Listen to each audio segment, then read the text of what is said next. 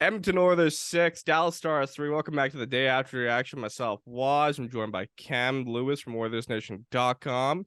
Now, Cam, I was at a Christmas party last night, and I didn't really have a chance to really keep a good eye on the game, so I want you to give me the breakdown on this one. The Oilers won 6-3. It seemed to be a very back-and-forth affair. Matthias Janmark scored, of all people, thank God, considering all the top 6 minutes he's been getting.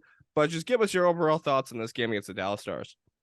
Well, Jay Woodcroft did a thing that he hasn't really done yet this year. And a lot of people recently have been criticizing him, saying Jay Woodcroft, Dave Tippett, very similar. The Oilers kind of in the last little while are looking a lot like the team that was playing last year before Tippett got fired. And what Woodcroft did in this game, because the bottom, I guess you can call it bottom six or bottom nine even, everybody outside of the Connor McDavid, Leon Draisaitl duo has looked completely anemic. They hadn't been generating any offense. So what he did was he split all three of the centers. It was Connor McDavid on his own line, Leon Draisaitl on the second, then Ryan Nugent-Hopkins on the third. This is something that we've hardly ever seen at all this season, and it worked.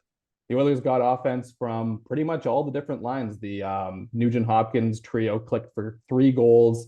Both the McDavid and the Draisaitl line scored a goal as well. And even the fourth line, the rookie line with Dylan Holloway and James Hamblin, they heavily outshot their opponents when they were on the ice. So that seems like a new formula for success for the Oilers. They've struggled with depth scoring, and it looks like they've found something now that works by splitting up their best 3 players. The Oilers now have 4 players who have 15 or more goals. They also have Ryan Nugent-Hopkins, who's now top 10 in NHL scoring, on pace for 99 points. Touch on that for a little bit. Yeah, Nugent Hopkins. I've mentioned this a few times when you and I have talked in these videos that he's quietly having. I don't know if you can even call it quietly anymore, but Yeah. I guess quietly because you have the 2 MVP caliber players who are 1 and 2 in scoring, and then Nugent Hopkins is right there at number 10. I mean, already through 34 games this season, he has 18 goals and 41 points. Last season, he only scored 50 points through 63 games, so he needs 9 more points to catch what he did last year. He's now on pace to score 99 points. I don't know if he'll get that high, but it really looks like he's going to shatter his career high of 69 points, and that would certainly be nice. Yeah, no, and I mean Ryan Nugent-Hopkins, it's not quiet anymore. Many say that he kind of, profits from having McDavid and Draisaitl on the power play, but he's the one who really runs it. He's really the engine. We saw last year when he was injured, he was off the power play, and that power play did kind of struggle with Ryan Nugent-Hopkins. So while the Oilers do get a lot of points and goals from the power play, Ryan Nugent-Hopkins is probably the important piece in that puzzle. One thing I Yeah. wanted to mention is Jack Michaels mentioned that the Oilers have now defeated 3 divisional leaders that they've played, which is kind of surprising in a sense with how the season's gone. Yeah, I think there's a point to be made that the Oilers sometimes, maybe more than sometimes, fairly frequently actually, they play down to the level of their opponents. I think we saw that during the little 3-game losing streak they had. This was especially present during that game against Anaheim. Even though they outshot the Ducks heavily, they didn't dominate them like they should have. It looks like sometimes they go into a game against an opponent that isn't very good and they think, okay, we can just breeze our way through this because we have significantly more skill.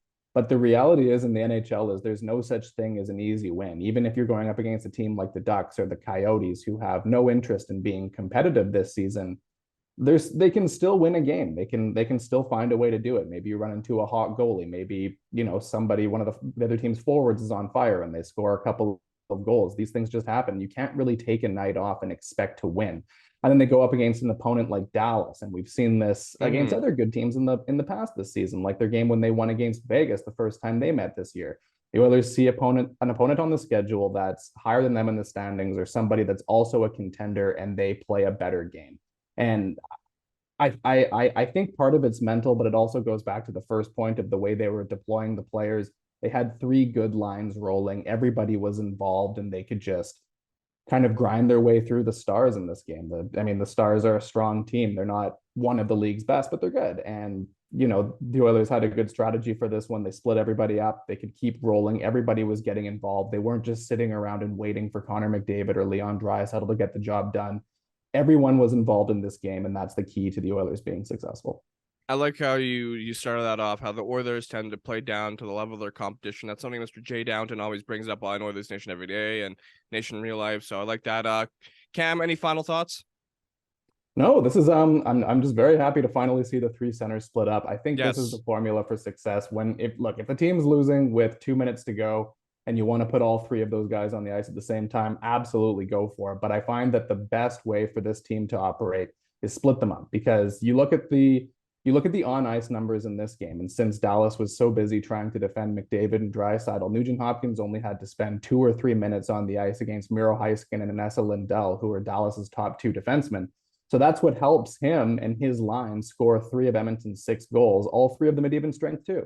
So perfect. hopefully this is the start of something new, something good, a nice run for the Oilers. Perfect. Thank you for tuning into the day after reaction. Myself, Waz, Cam. Don't forget to like, comment, subscribe. And of course, head to OilersNation.com for great articles from our friend Cam here and Zach and so many more great writers at Oilers Nation. Take care. That's right.